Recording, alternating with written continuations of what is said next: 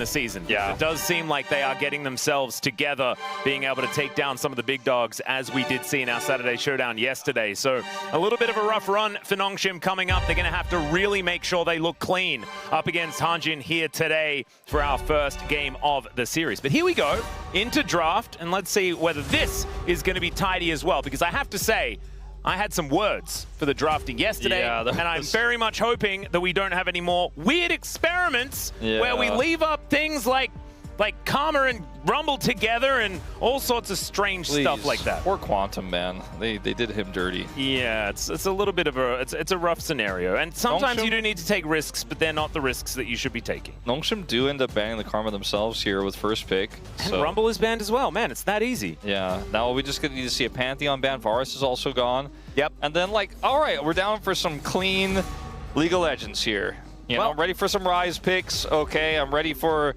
a little bit of, a Jace blind, Gnar blind in my LCK, yeah. Well, the Orianna going to be taken away. Little Xin Jarvan handshake. I was thinking the Jarvan could be a ban, though, because Sponge has been so good at that champion. Yeah, it's true. Taking away early impact from Sponge, I think, is a really good way to attack Nongshim. But we'll see whether they decide to do it. They could do is to ban the Azir, because Scout has been really good Azir, but they do, exactly as you say, take the Jarvan away. And Kingan's like, what are you playing? I'm playing Sponge. Which AD carry? There's a lot, or sorry, which jungler? There's a lot of junglers that are high prio right now in first game and best 3 of Fearless. Yep. I wouldn't mind just as Zin's our first pick, and there it is. Like, daring, aren't we? Whoa. You're out there, dude. Can't believe you picked up the Xin Zhao. Such a hipster. All right, well, let's see whether an answered jungler... imagine if he was so bold as to pick Vi. That would be insane. You imagine a world where something like that would be picked? Nocturne? Nocturne! That's absurd! Well, it hadn't even entered my mind. There is no Orianna, but Nocturne works well with a lot of other picks right now. Nocturne feels a little bit less likely with the Nico. Shout out to Wadid, Nico Ezreal. It's locked in right now? Yeah, probably just is Nico Ezreal locked in right now. There's no reason to get a jungle. Oh, gorgeous. What an incredible bottom lane. I mean, it's just so Teddy good lane. Yeah. It's a good one. Teddy's a great Ezreal player. It does mean that you get Yunara Lulu'd. Yeah, that's and it's Lulu plus Xin Zhao. Yeah. So this is... we were being a little facetious when we said that the Ezreal Nico is fantastic. It's good. It's good when you have like a Bard ban, and also like there's no Yunara angle, there's no like Ashe Seraphine angle. All of those were available, by the way. But it's a safe Ezreal pick. And I do have to say, it has a range support with it. Yeah, on top of everything, Lehens is a phenomenal Lulu player. So this is just, it's a real rough time. I think Nocturne really does help out Nico especially. I think that Pop Blossom flanks can be much more consistent when you can just turn the lights off. So maybe some opportunities for Namgung to make things happen. My biggest concern when I see a Nocturne pick is that they won't have strong side lane to utilize it, because obviously it can do it very well in team fights, especially if it has something to empower it, like in Orianna. It empowers the Orianna truly, but Lulu, that can empower it if it goes in. It can be a knock-up tool, but we need to see something strong in either either Loking or Casting's court here for them to be able to set up side lane power and play through it, because then he can out-rotate the Xin Zhao.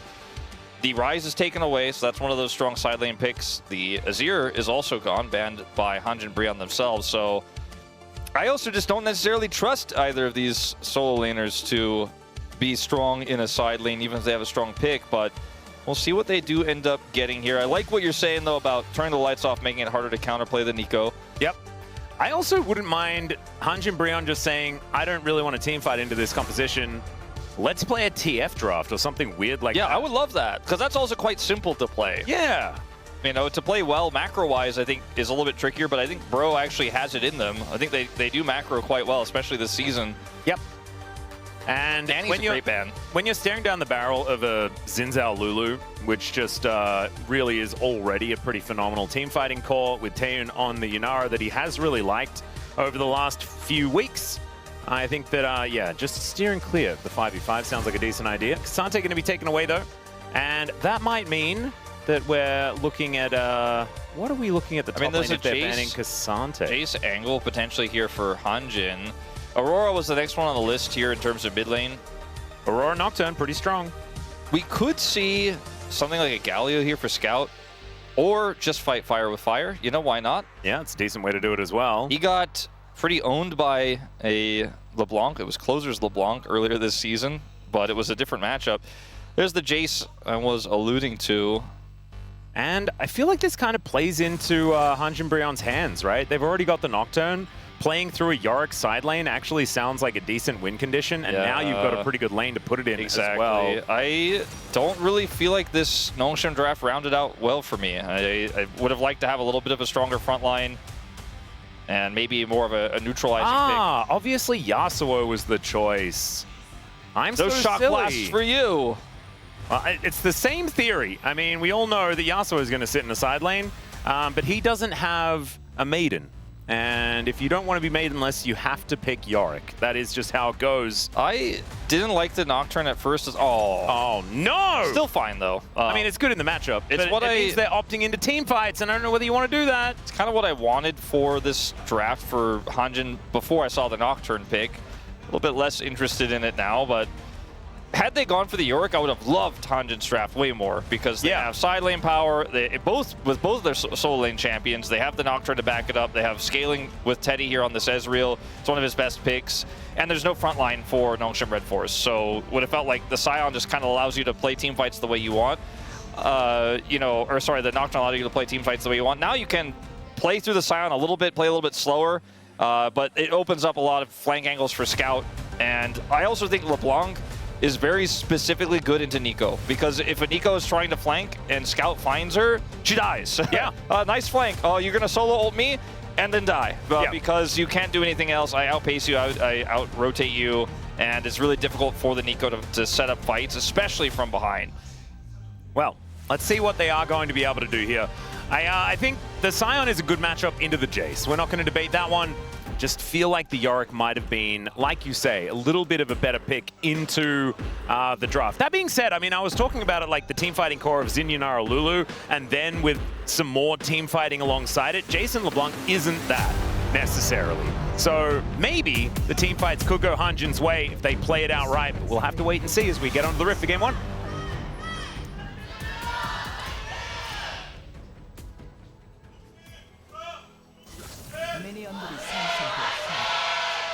All right, Noodle fans out in force here today, but obviously the bros have their own select amount of Giga Chads here in LoL Park.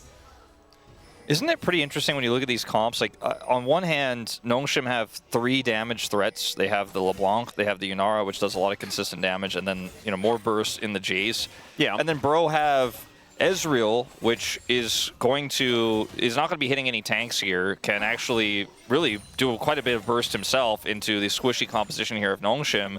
And then the burst damage of the Aurora, they have a strong front line to back it up. It feels like if Nongshim find themselves falling behind, only Taeyun can actually, kill casting, realistically, in most situations. And if he gets killed for any reason, then LeBlanc and Jace are going to take a while to kill casting, and that really means that, Bro will win most of those fights if that happens, if Taeyun dies. So Taeyun has a huge responsibility here in this game. But on the other side of things, there isn't a whole lot of ways to kill Taeyun. Like, the CC here is like a fear from the Nocturne, a charged Q, maybe a Scion ult hits. It's all kind of situational. There's no point and click. There's no Pantheon here. Taeyun has a lot of ability to, if he positions well, is utilizing his ultimate and his dash as well, be difficult to lock down. Plus he has a Lulu who will, you imagine, build Mikhail's in this game eventually, so... Oh yeah. Probably even necessarily need to build very it early. Yeah, it doesn't even have to build it early, I think, with the CC here, but probably will, because that's how LCK teams roll most of the time, because it's the safest way. I mean, a straight Nico snare and, the fear from a Nocturne, if he does get on top of the Yunara, could be worth cleansing. He also, took the barrier for the lane, so it doesn't have cleanse, so another reason to. Yep. Well, good sidestep there on the Mystic shot. We do know that Teddy recently got into the Mad movie on his Ezreal as well. Yeah. So certainly has been working out pretty well as Keen. 3 wins in a row on this Scion, casting Doran and King and all having a pretty good game on it as well. 2 of those players being here right now. So this could be a sign of good things for the bros. Half of Jinji's wins right now. Yeah. Crazy to think. As Teddy and Taeyeon are dueling here with the Lulu having a little bit of extra damage. Gideon's coming down early, but he will be matched by Sponge. Do not think this favors Gideon. Yeah. Double buffs on both of these junglers as Lehens manages to move up first. That is going to push Gideon out of the river and will need to head northward in order to grab a Rift Scuttler of his own. Will mean that he's away from this bottom lane. Will give some priority over to Nongshim. So good early start for Nongshim so far. But I don't know whether this is really the battleground we're looking to see the game decided on, right? I feel like mid-game is going to be a really important point. 2-item spike for the Ezreal, going to be what the bros are going to be playing around.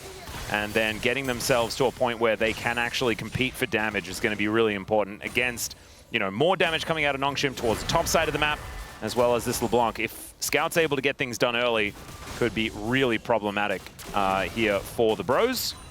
Casting, trying to trade back as well as he can. The early Scion levels can be a little bit tricky, but he's doing a decent job here. Finds himself at a small deficit. Scout's being very annoying here in the mid lane. It's an electrocute matchup where your trade patterns are what define how much damage you can get done. Yep. And you also have to manage using your abilities to clear waves. So it's actually a really fun matchup to watch. But we're going to stop watching. Yeah, no, we're watching the top lane, Wolf. What are you talking about? This is where the real action happens. Okay? This is good, honest laning. Yeah, good, watching Scion versus Jace sometimes is like watching if the Jace gets too greedy. The Scion is always waiting for his moment. He might step one step too far. I might get him Roar the Slayer, and then, oh, baby. My level 6 is ready. He's in trouble. Yeah, sometimes it never actually sometimes it's like, you know, it's a classic, you know, it's Khan's Jace, and you never touch him one time. You're like, I guess I can't get grasp stacks this game. I'm not even going to get a single one. Well, right now, that is kind of what casting's life is about. Let's hope that he can actually get a grasp stack or two as this game goes on. As Taeyeon rushing over towards Namgung here.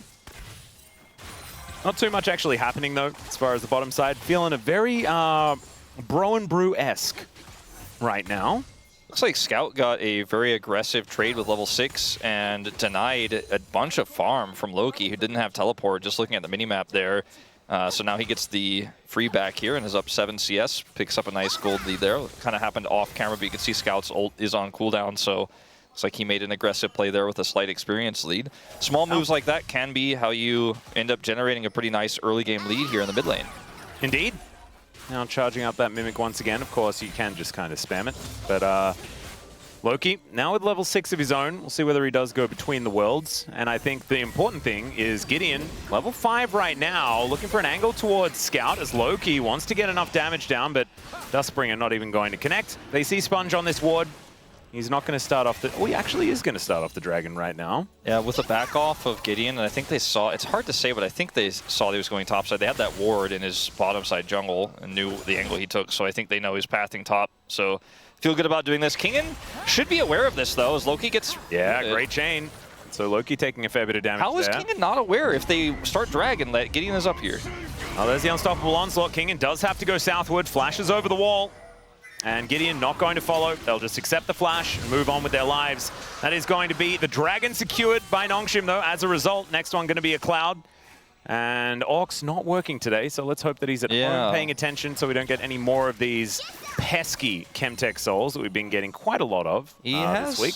He has had a few good months, you know, here and there, but I think week 1 and 2 were really positive. Yeah, I wouldn't say this week was his best work yet, but... It's a pretty big win to get the flash out of the Jace, because Jace is very gankable, especially now that Gideon has level 6. So we'll see if he can play around that top side now, as Kingen wants to generate as much pressure as possible. Now has Sponge on the top side, so can continue to be aggressive as casting is backed. These Blooming Bursts are actually really hurting towards Taeyeon. Now running out of mana, though. He's actually looking for a little bit of a back angle as Teddy pulls the wave. Doesn't really find too much of a great trade there as he loses half of his health bar, but he's still ahead in farm by about 3. And they will look for the reset now. Scout moving on over as Loki had wandered his way back to lane.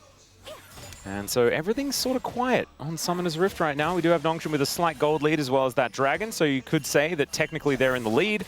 Yeah. Doesn't really feel like anyone's made real headway in this game. Real close game, like you're saying. And for Bro, that's a great sign. Like we've talked about before, their late game seems to be their best point. And to be able to be stable to this LeBlanc composition early into the Jace pressure on the top side, sure, that's where the biggest gold holes are. But, you know, it's Teddy's, he's scaling. Yep. 600 gold, it's not crazy. It's playable. He's got his glowing moat. Yeah. Stuff like that. No worries. Also, they are off a reset, so I imagine that as they do bounce things back, they will be able to even out the money. Scout will be bouncing back towards his distortion as Loki just secures the wave and will be able to back away. Sponge is just kind of taking everything that he wants, though. We're going to see Casting moving down, looking to try and block Sponge's approach. As Namgung was moving on in, dressed as the jungler, but you can see Gideon now level 7, wants to be able to use that paranoia effectively.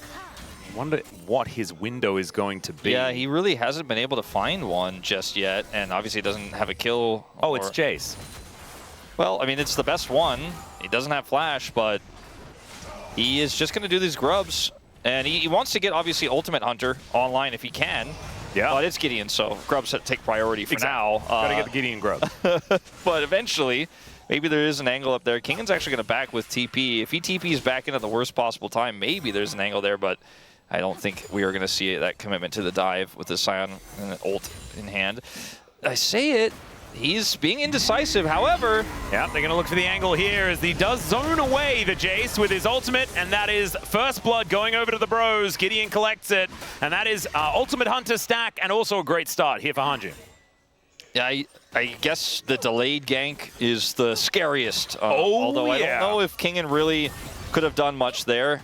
Didn't have his flash available. Scout is really being aggressive in this lane, but it hasn't actually led to a kill or anything like that. Just passive gold lead as an ult now here. Doing the best he can to try and stop this dive, and it's a 1-for-1 underneath this turret. You definitely say that that's positive here for Hanjin Brion as the investment was there. Taeyoon looking to go aggressive towards Teddy, who dashes forward with the ulti, but doesn't really find too much value. Barrier's still there, and flash for Teddy as well as the dust settles. And so he should be able to just be fine. Continue farming. Kanavi 100% flash when comes lightning there.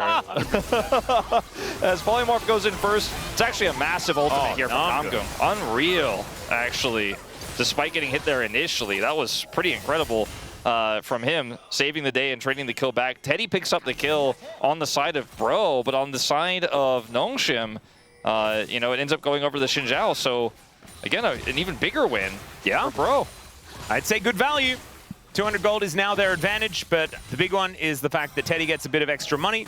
Taeyoon did manage to collect some plate money there towards the bottom side of the map. That is why you can see that slight gold advantage for the Yunara. And we know that Yunaras with gold leads are pretty scary prospects. Good chain connect here from Scout. As Loki taken down to about 50%. Auroras really have just kind of been punished in lane over the last little while. It has been the case. And I think part of it is just the champion is a little bit more familiar than it was on release. It's been played in top lane a lot as well. People just really know the kit incredibly well, and you know, itemization hasn't changed too much, really. It's just, I think mastery has gone up of all the Aurora matchups. Yep. And LeBlanc is also just, when you have mastery of it, a champion that can win almost any lane. So Scout doing a great job of punishing here. Dragon is up, and Nongshim are in the vicinity with Sponge on the Gromp right now, with mid-prio to Scout as well.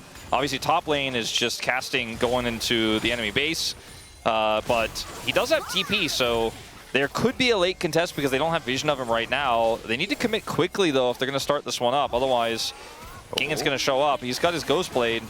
Trisha Barrage not quite finding the angle here. There's the Pop Blossom, connects onto 2 Paranoia, and down goes Taeyoon in the blink of an eye. Teddy now looking to follow up. Wind becomes lightning here as there's the Scion. Gets the damage down onto Sponge there at least, whose Crescent Guard is doing a fair bit of work. Flashes himself out of the way as Casting can tank the turret for about 1 billion years, and Loki just snipes the kill.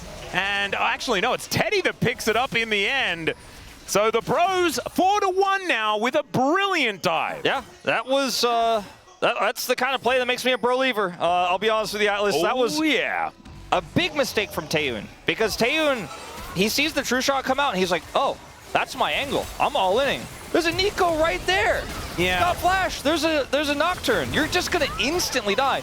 if those two champions don't interact and you 1v1 Teddy, yeah, Teddy's in big trouble. But guess what? Your top laner does not have TP. Your mid laner does not have TP. You got to track those summoners. And even if like he dies and they both have TP, I think with the damage lost of the Yunara, they probably lose the exchange anyways. Maybe it's a little bit less of a winning one for Hanjin here, but Teddy's now almost 1,000 gold ahead, picks up 3 kills. Yeah, he's got his Trinity Force now as well. And to add insult to injury, the amount of investment Nongshim had done towards that bottom side of the map, like they had vision all over the place, and Hanjin just kind of walked all over it and still managed to win out on the fight, even if they had a information disadvantage. Nongshim continuing to lay down these wards. You can see Lehen's putting as much vision down there as possible, as Loki is the one down here looking to try and defend. This Dragon, though, is still pretty lonely, as the Bros move to close to 1,000 gold in the lead. Namgung's like, I think he'll try it again. I'm gonna come over there. Yeah, the Dragon hasn't been finished just yet, only just now started by Sponge. This time, the teleport is available for Kingen. Yep. Namgung. Oh, that's the real one as they get the knock-up onto the Xin Zhao. Wild Growth does come out and he gets the fadeaway Dragon take, but there's the knock-up as casting will help lock him down. Drake secured for Nongshim, but a kill over to the Bros. I mean, there is just a huge communication problem happening within Nongshim right now. Remember the first time when Kingen lost his flash, right? Obviously, Sponge is like, yep, okay, I saw Gideon go topside. He starts the Dragon as we're going to have casting try some silly moves here. That'll be the end of it. But he loses his flash because no one tells him Gideon's going top. And then we have that Taeyun play where there's no communication that his solo laners don't have teleport. And then here it's like, look at Kingen. He's still not coming. If you want to show up as Jace in this team fight, you need to be leaving like yesterday, you know? Oh, yeah. And Namgung gets in here. It's just a solo ultimate, but they decide, okay, we'll focus the jungler down. Ends up getting the smite anyways, but now the Jace shows up so late here, and everything is thrown into Sponge. So, you know, there's no way to turn this fight around anymore. You're not going to see a Yunara ult. You're not going to see Taeyun popping off with the Wild Growth here. And Kingen yet still teleports, right? And doesn't end up changing that fight. If he's going to push hard on top side and they give up the Dragon, then I'm like, sure, you know, you can hesitate there. But I just feel like Nongshim are not all on the same page of what they're trying to do on some of these early scraps. Yeah, it's almost like they are underestimating the power of Hanjin Brionne here today. And let's see whether the Bros can capitalize on it. Some Crystalline Overgrowth there being eaten by Scout. Obviously not out of it yet. Double Dragon is going to be important as Taeyun going aggressive towards Namgung, who, yeah, does have to dash cannon away and almost just straight up dies. Teddy moves over and will be able to defend this turret, but I think Namgung's just needing to go back and get some treatment in the fountain. Sponge here, going to once again start the objective. A lot of tools back online. In fact, all of them for Bro. They have every ult. Yeah. Their war chest here. Ooh, Teddy able to Arcane Shift away, but Taeyun is getting scary. Kraken Slayer online, as well as his Cull cashed in. And with Wild Growth available here, you do not want to try to win those exchanges. But they bought some time here. The question is, what does that mean? As Loki is going to try to sneak through here, there is control vision on that ward. Yeah, all they need is a little bit of vision as there's the Paranoia. Pop Blossom comes in, connects onto Taeyun, and down goes the Yunara. Namgung actually able to survive as well for such a long time, but Teddy's down. It's just whether that matters as the Jace is taken out. Casting's at full health. This Scion is an absolute behemoth in this game, and it's a triple for Loki in the end. It's what I went back to when we started this game post-draft, is like, if you kill Taeyun instantly, no one's killing the Scion, especially here at 16 minutes. Especially not Scout. He decided he didn't even want to go. He was, no. And just like, teleport ain't it. I don't know what to say, except that some of these moves here for Bro have been predictable, but they're still well coordinated and still well executed, and Nongshim are just kind of falling over like a house of cards in this one. There's no front line here. Look at this setup. Both the Nico and the Nocturne are just completely linked while Loki is there to make sure he isn't even really needed, but his ultimate still does a ton of work. Kingen's now isolated as casting locks him in here, and Lens is like, well, I pressed R, that's all I can do. He also had the polymorph, but does not prevent the ult from coming through from Namgung, so he ended up polymorphing and basically wasting it as the cast had already been done. And casting when he teleports in has approximately 16 billion health. So it's just really, really hard to get through this Scion, who's putting himself in phenomenal positions to just cause a ruckus in the front line. It's what we were kind of hoping to see, but I was a little bit worried that the Bros weren't going to be able to get their ducks in a row in order to capitalize effectively. They absolutely have been able to maximize their damage. They've got a 2,000 gold lead that puts extra money in the coffers and allows them to actually reach that damage threshold without having a damage dealer on the top side of the map. Bro are legit good. I actually think they've been super underestimated this tournament. I think the level of the LCK right now is really high. And also we have a lot more league parity than we normally do, especially in the spring. It's not spring season, but we are in the early parts of the LCK here in April now with our new format. And it does feel like in early days, Bro has been quite good. And Teddy has almost completed his transformation here at 18 minutes. He is really soaring towards that 2-item spike. Yeah. Significantly ahead of his opposition here. And Scout generated a nice lead early, has a lot of extra farm because he hasn't been showing up to team fights, but that doesn't necessarily help you win games. You know, he is eventually going to actually have to start threatening Namgung, who isn't flanking, by the way. He's just going straight through the center and finding these crazy angles. And it's kind of nuts that Scout is actually still ahead in gold. He does have a 30 CS lead. But he's also just been taking down turrets. Yeah, I think a lot of plate gold as well. Yeah, got first tower blood as well as grabbing all the plates. So that is a large reason why he still has that advantage. But the fact that Loki was the one delivered those kills means that he does still remain within touching distance as far as that money is concerned. I think there's a certain way you could, there's a way you could look at this as they are going to get this inner here first. For a Scout where it's like, okay, hold on guys, I'm going to scale, I'm going to get a ton of damage, I'm going to explode in the mid game. I just don't think that's how you want to play this comp. I think you need to be killing the enemy champions to win fights, not to get gold. Getting gold but not winning the fights isn't necessarily going to snowball this LeBlanc into a win con here, especially with Bro picking up this third dragon, which is arguably of the three the most valuable individual. Oh yeah, in the Infernal. So Scout is he's chovying. He's old chovying. Yeah, he's most certainly taking the structures down. It's just whether that's actually all that meaningful. That's the real question. It might be later, but for now, I mean, it gives him a 700 gold lead, but if he never touches the enemy champions, I don't know what that really means. This is the thing. It kind of feels like a Band-Aid approach. Yeah, show the damage to champions. That's what I want to see now from Scout. Yeah, Scout not exactly doing the most, although did do a lot of poking and prodding in the early game, and he's now 40 CS in the lead. So Loki is falling behind in that regard. And you can see 600 gold is going to be the lead as far as money. Still, Nongshim struggling a little bit to find these team fights that we're looking for. And I think they'll need Scout, especially when it's the jostling for position phase of the fights, right? Yeah. Scout does need to be there early. He shouldn't be, you know, sitting there in side lanes. They should be rotating towards him so that he can slink off into the darkness and help them actually gain setup around a lot of these objectives. If Scout pops off in the first fight he joins, then this can all be worth it. Like, he's got his Shadow Flame. And yeah, he's scary. Unfortunately, there's no dragon for him to utilize this 2-item spike for, so it probably won't even matter. But if he can kill somebody right now, you know, then it's great. Like, you got so much value out of that extra second item that you got so early. If he doesn't and he joins a fight and loses the fight, all the work he did means nothing. And all the lost fights and lost skirmishes to Bro that he wasn't there for mean that maybe it wasn't the right choice. But it's been a bit of an awkward game here where Taeyun's been behind the 8-ball for quite a bit of it since the third kill came through there from Teddy. And so this composition really struggles to cut through the Scion.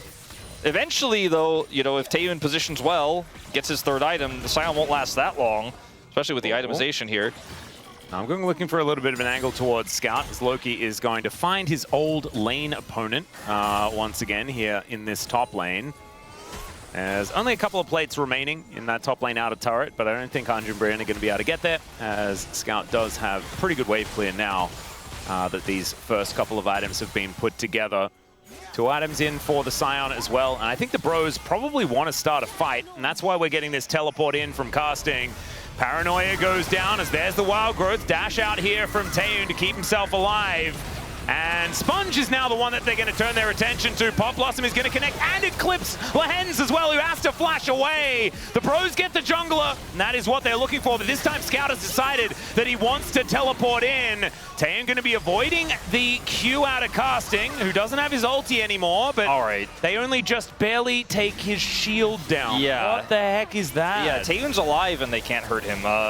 Yeah. Scout In the meantime, also. though, Scout going to get discovered by Gideon and Loki, or is it the other way around? As Namgung, he's certainly a target they can kill, but not by Kingin, who is just going to die. Casting walks up towards Taeyeon, and Namgung's able to dash cannon away. It's a double for Teddy, as fighting on two fronts is not exactly what Nongshim wanted to do. Can you say GG, Teddy? Oh dear, GG Teddy, as he does manage to barrier in time, but the last Q is going to land, and Scout will at least deny the Baron. That saves the Baron, and finally Scout gets one.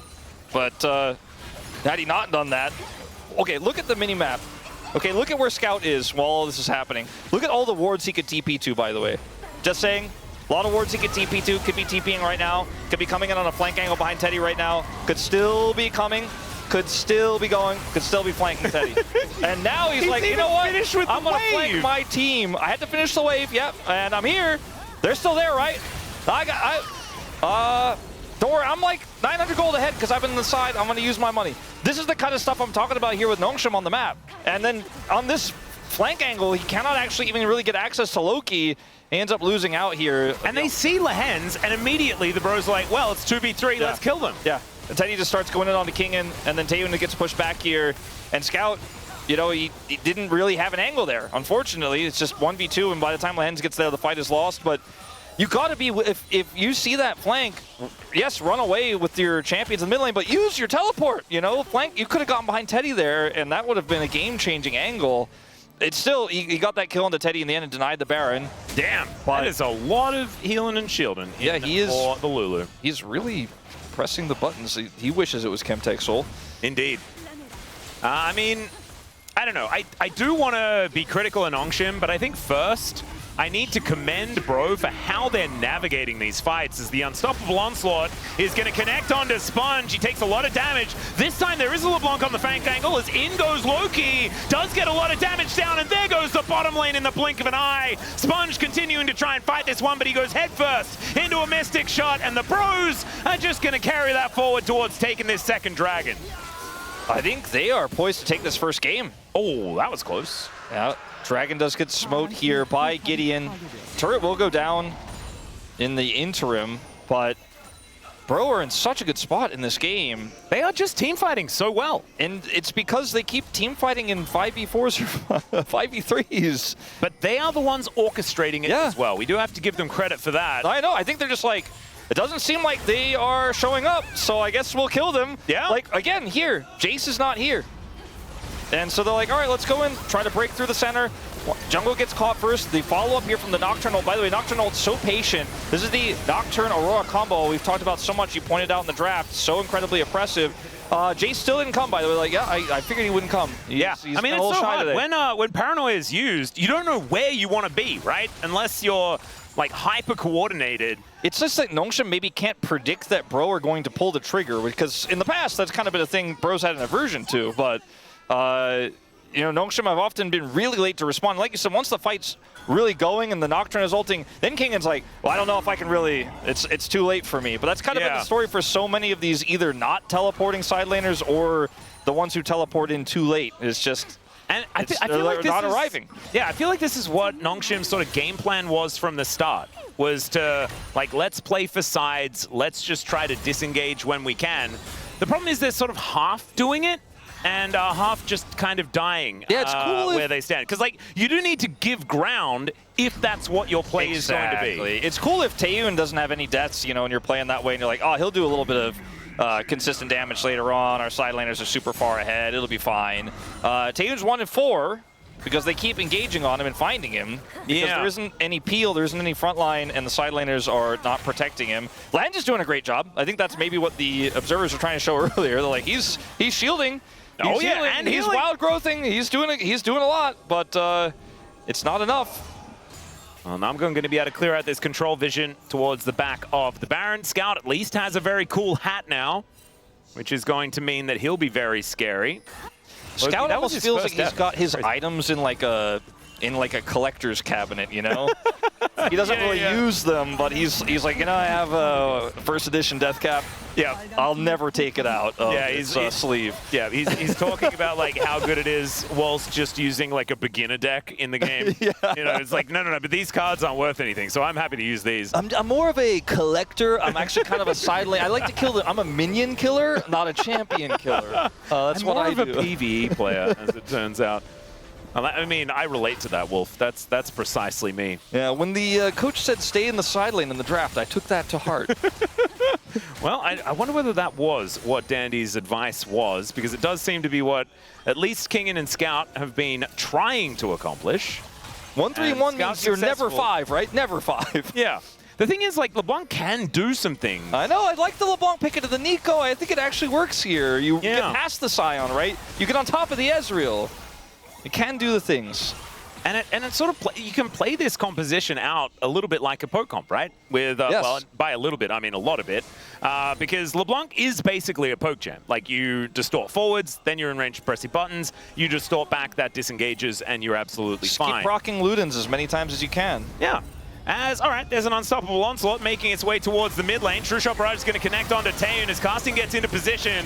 The follow-up isn't necessarily there, though, as Scout moves on in, and Casting's health bar is now starting to go down. There's the flash forward from Namgung. They only find the Jace, who gets Wild Growth and then flashes away, but Loki finds the double! The bottom lane is just evaporated here, and the Bros will move over towards the Baron. Man, that was a gorgeous snipe from this Aurora. Yeah, the Aurora down 1,600 gold. Not anymore. He's cut that in half. He's killing the champions. He's not really a kill the minions guy, actually. He likes to win the game. As Bro are going to take down this Baron, and here's a TP here from Scout, very late. Yeah, Kingen over here as well, so Sponge does have the ability to get into this pit. Let's see whether he's actually going to go for it, as these Bro health bars are going down lower. They're looking for the turn as they get onto Sponge, and he gets knocked up and just wiped out by Loki once again. Is that his 5th kill? My goodness, this Aurora's starting to get very fed. But Scout, oh dear. Teddy has to flash to get out of the way of the chains. And Bros, I think this Baron might be a bridge too far. The paranoia does come in as they look to take down the Nocturne. He goes into the GA as Teddy over the back of this pit is going to be able to secure them the Baron. Kingen now going to the skies as it was a decent spell shield there as Loki comes back with full health, and Scout is seeing whether he can take down this Ezreal. He is going to be successful. Down goes Namgung as well, and I don't know whether that Baron was worth it there, Bros, as they move to a negative 2,000 Red Bull Baron power play. Yeah, that looked like a bit of a bro with a W. Yeah. Or a UH. Yeah. Yeah. Okay, so at first it looks like Taeun's like, okay, I got true shotted by dodge casting. Watch this. Wait for it. Wait for it. He's like, I'm safe, I'm doing the damage. Now I'm good. Okay, I got out. We're fine now. And then Loki's like, hello? Yeah. You thought you were safe? Oh, see ya! My God. That was actually so insane, because you could tell the moment where Taeun was like, okay, I did a lot of damage to casting, I got out. We win the fight now. And then Loki just said no. And then here, Bro pull off so early, the Baron resets up to like 12,000, almost 13,000 damage. And Scout is here with Wild Growth on the way, and these health bars are just too low. And Scout decides he hates 5v5s. He only likes 1v5s. That's the team fight he's been looking for. As all these health bars are low, he gets getting, which is massive, because now there's no smite here. And so they cannot burst the Baron down, and it gets really awkward. Ultimately, it eventually does go as he respawns. But Scout just cleans up house here, has the Wild Growth set up from Lehans as we're seeing an ult in the side lane. Yep, it looks like Scout is now dead. Yep, sometimes that's what happens when you're in a side lane as well, as the Bros have decided to utilize their 2 Barons that they still have up and available. Haven't quite repaired this Baron power play just yet, though, as the Crystalline Overgrowth will be wiped out here by Kingen. So it's going to be a trade of inner turrets. Kingen is like, just don't fight. I'm not TPing. Yeah, play safe top lane, I think is what he's going to be saying here as he looks to try and trade inhibitor turrets as well. If he could trade 1-for-1 inhibitor, that would be amazing, but we are going to see a true shot barrage. Okay, it didn't hit. I think it was trying to hit there. What about Nexus? Wait, yeah. Unstoppable Onslaught goes in as Casting's health bar is massive, and they take down one Nexus turret. In goes Sponge now, does have that Crescent Guard, and that's going to help him stay alive for a little bit longer as Loki goes between the worlds. Kingen has teleported back as Taeun's in so much trouble. Loki goes golden, and the paranoia comes in, and he blows him up. Oh my God! insane. It looks like the Bros are going to be pushed away, though, as Teddy, no Arcade. Oh, never mind, the Arcade just forward. That was insanity. The Q is going to connect there for the damage, as now Sponge is able to keep himself alive with the help of Lahans. As casting takes so long to kill. Scout's close to having TP, but otherwise there's no TP for King, and you just use it defensively, so they can't go down and take out that inhibitor right away or anything like this, but we're going way back on this one. Yeah, we got a lot of replays to get through. I think we probably should have skipped this one, but ultimately, yes, they get the kill on the Scout. They have those Barons. They're going to push hard. Kingin comes in so late, and this is, I think, a great call from Bro, because they have the Scion ultimate, which is going to put a number on these turrets, also zone, and they have 2 cannon minions here, and they know that the MO for Nongshim has just been not showing up to team fights with the side laners. One of them is dead. The other one is like very late here, but he does show up in enough time. Watch this button off. Like, it's crazy. Yeah, it's actually kind of, it almost feels like something went wrong there. Like, that was hard to believe, but he does get off the weirding there, blows him up. Teddy goes for the all-in on the Kingin, but does not quite have the damage, which is a really sad thing here for the side of the Bros. But I don't think Bro are going to have, you know, when the dust settles, you're not going to have lost the game or anything like that, but they definitely lost a lot of their momentum, and Scout is continuing to get stronger. Yep, they also didn't manage to pick up Soul Point as well. Nongshim does have that one. 2 minutes on the next Dragon here at the same time. So a bit of extra pressure here for Nongshim, especially with their propensity to play side lanes. Hey, look at that! He did it. He's done it. He's done the damage to champions. And like, this is why we were saying you should probably make your way in towards some of these fights, because when Scout is there, he is very, very frightening. So still, I think the Bros with a fair bit of control, but it's only 1,000 gold at 33.5 minutes into this game. 3. Did you see that? It was all threes. That was, glad we were looking at the clock. That was fantastic. Sometimes it's just really rewarding. You think it'll go to all 4s? Yeah, maybe it will. It's halfway there. Yeah, from the point we were talking about, it would be about 11 minutes and 11 seconds, as Kingin needs a wild growth in order to stay alive. Inner turret, though, is going to be going down here. Bro don't even have Baron. They just have a Nocturne pushing mid who could join at a moment's notice, and topside has super minions, so they group as 4. The 4-1 is incredibly strong. It's really difficult for Nongshim to defend this, and they ultimately do defend or stop the push, but like they are unable to defend their inners, so the gold goes back. A little bit of a swing into Bro. Gold matters very little, though, as we crest 34 minutes here for both of these teams. It's really going to be about these next objective fights where Nongshim can afford, if they think they can defend, to give Baron for Infernal Soul, because it's the permanent buff. But the temporary buff of that Baron with the setup with the top wave pushing so far, I think is probably pretty appealing to Bro right now, because they can likely end the game with it. Yeah. Casting has like 5.5k health, 5.303.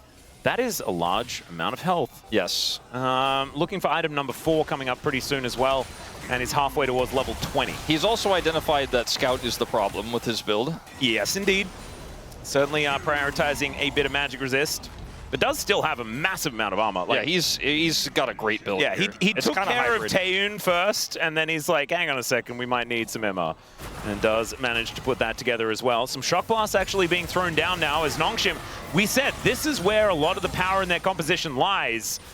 And the Bros need to be the ones finding the engages very early on, before the poke comes in. You can see Teddy, yeah, it just costs him 1/3 of his health bar just to look at Kingin right now. As True Shot Barrage is going to come on through. Kingin takes a fair bit of damage, but so does Taeyun actually. As Scout gets into that back line, and there's the ulti forward from Casting. Taeyun has popped his R button as well, though. And so the Bros can just back away, and they're winning.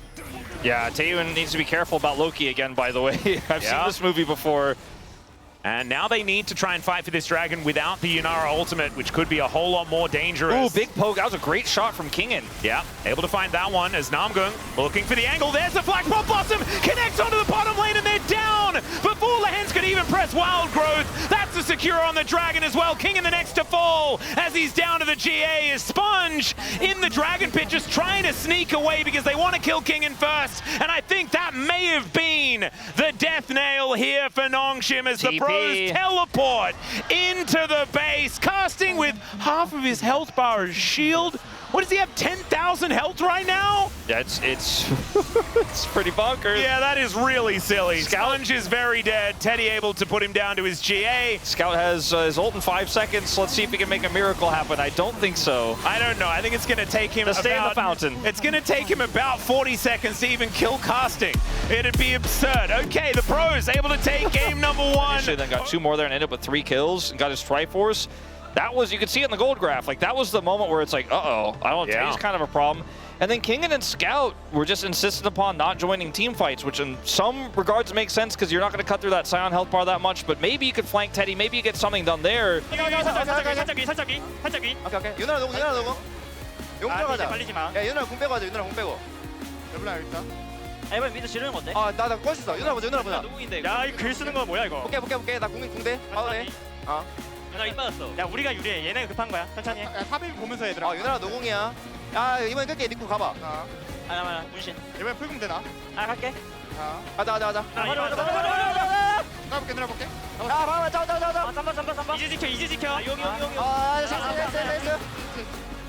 제이스 와줘. 마무리하자 이거. 해볼게. 제이스 와. 제이스. 페이스 노플. 좀 불쌍하 나못 따라가. 끝내자.